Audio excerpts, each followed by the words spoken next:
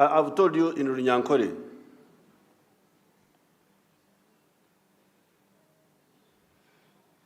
Ekitingwa, that's what we call homosexual.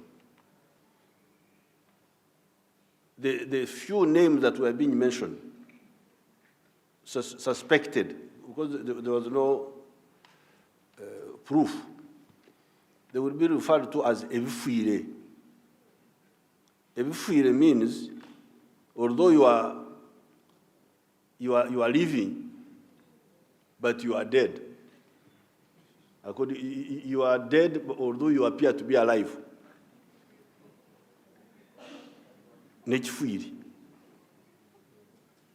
So, this is the attitude of the Africans.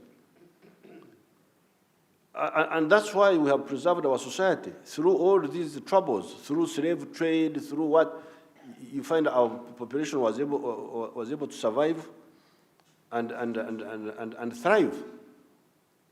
For instance, many of our clans are exogamous. Exogamous means you don't marry within your clan. You marry outside. In other parts of the world, I hear that they are endogamous.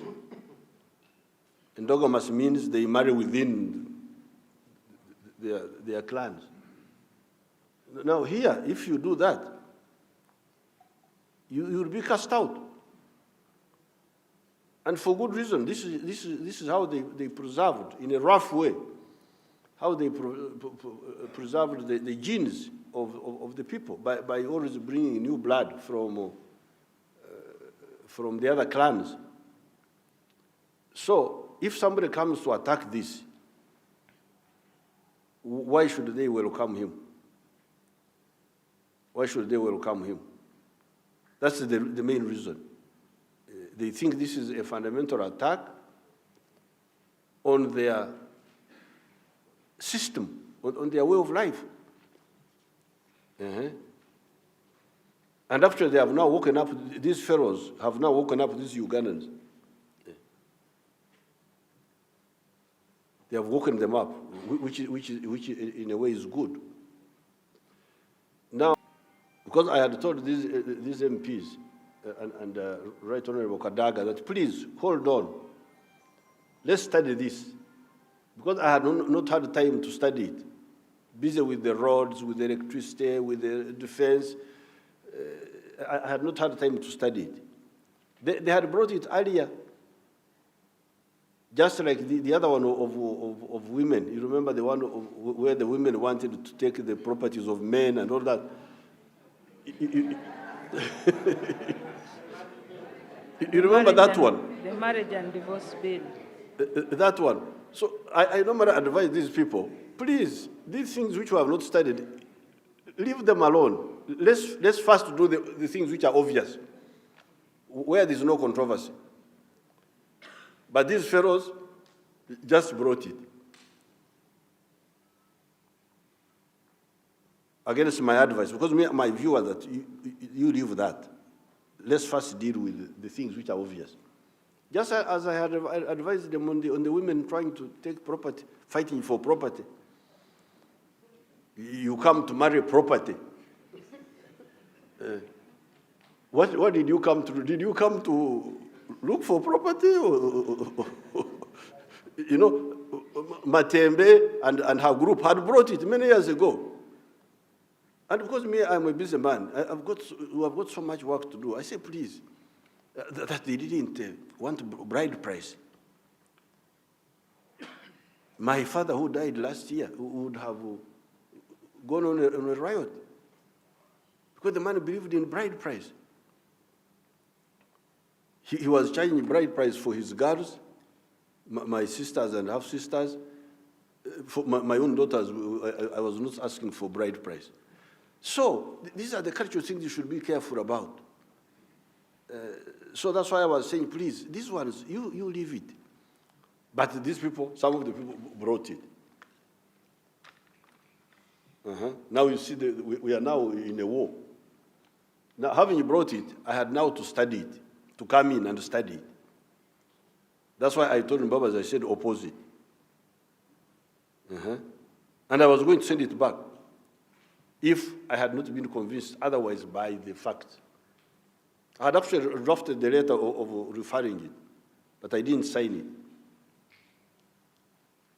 So Mbaba was not doing things on his own. He was doing it on my orders. But they are also very strong people. That's how we have survived all these problems. Slave trade came, we survived it. Colonialism came, we survived it. Because of our strong culture. Now, when somebody attacks that, then he's sure that he will for the first time, see who Africans are. Yes, Mugabe? Good afternoon, Your So Excellency. I would really advise the Western countries to, this is a no-go area. They better leave it. They shouldn't waste their time because we are not going to allow them. Then they insist and then start pushing the vehicle.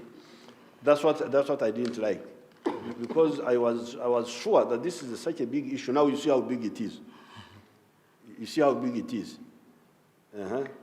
It has now put us in collision with the Western system.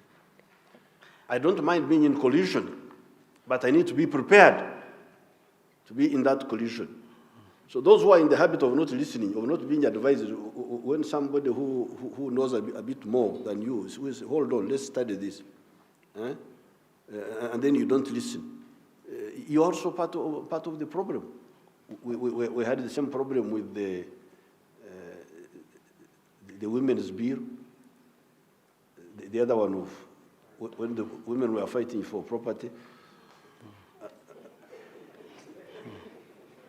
Now you can see this is now a big war. I don't mind the war, but we should have been prepared right from the beginning. We should have been prepared. Because like now, I had to check the figures with Rugunda here. The Americans are giving us $450 million each year for AIDS. That's about 1 trillion shillings. And because of that, we have not been concentrating on AIDS so much. Whatever money we have been having, we have put it on the roads. That's how you see the roads are improving. Masaka Road has been worked on. Mutiana Road has been worked on. Now, these MPs of mine, they caused a war without my input and without preparation. But of course, since they had already started the war, I had to join. That's what normally happens. Obote in 1972 started a war, a bad war. When I came, I was told, I said, okay, let's go. If we die, we die. But we went to Mbarara, we were defeated, we went back. Obote was in Dar es Salaam drinking his nani.